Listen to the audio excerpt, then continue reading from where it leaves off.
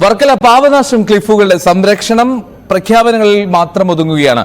പാപനാശം മുതൽ വെറ്റക്കട വരെ നീളുന്ന 1.5 കിലോമീറ്റർ ഭാഗത്ത് പലയിടത്തും കുന്നുകൾ ഇടിയാൻ തുടങ്ങിയിട്ട് വർഷങ്ങളായി. നിയമം ലംഘിച്ചുള്ള നിർമ്മാണങ്ങളും കുന്നിടിയാൻ കാരണമാകുന്നു.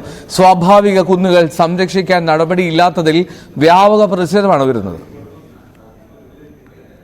കടലിന് അഭിമുഖമായി കിലോമീറ്ററുകൾ നീണ്ടുകിടക്കുന്ന കുന്നുകൾ ഇപ്പോൾ പലയിടങ്ങളിലും അപകടകരമായ നിലയിൽ ഇടിഞ്ഞുകൊണ്ടിരിക്കുകയാണ്. നൂറുകണക്കിന് റിസോർട്ടുകളും ഹോട്ടലുകളും മറ്റു വ്യാപാര കേന്ദ്രങ്ങളും ഇവിടെയുണ്ട്. പലതും നിയമം ലംഘിച്ച് പ്രവർത്തിക്കുന്നവയാണ്. വർഷങ്ങളായി കുന്നുകളുടെ പല ഭാഗങ്ങളും ഇടിയാൻ തുടങ്ങിയിട്ട് ഈ മഴയിൽ കുന്നിന്റെ പല ഭാഗങ്ങളും അപകടാവസ്ഥയിലായി. ഗതാഗത നിരോധനവും ഏർപ്പെടുത്തി. പാപനാശം മുതൽ വെറ്റക്കട വരെ നീളുന്ന വിശാലമായ ബീച്ചാണ് വർക്കല ടൂറിസം കേന്ദ്രത്തിന്റെ പ്രധാന ആകർഷണം. വർക്കല ഫോർമേഷൻ എന്ന ഭൂമിശാസ്ത്ര ഘടന ഈ ഭാഗത്താണുള്ളത്. വൻതോതിൽ ലാറ്ററൈറ്റ് ഉൾപ്പെടെയുള്ള ധാതു നിക്ഷേപം ഈ കുന്നുകളിൽ ഉണ്ടെന്ന് കണ്ടെത്തിയിരുന്നു. കുന്നുകളിലെ ഉറവകൾക്ക് ഔഷധ ഗുണമുണ്ട് എന്നും പറയപ്പെടുന്നു.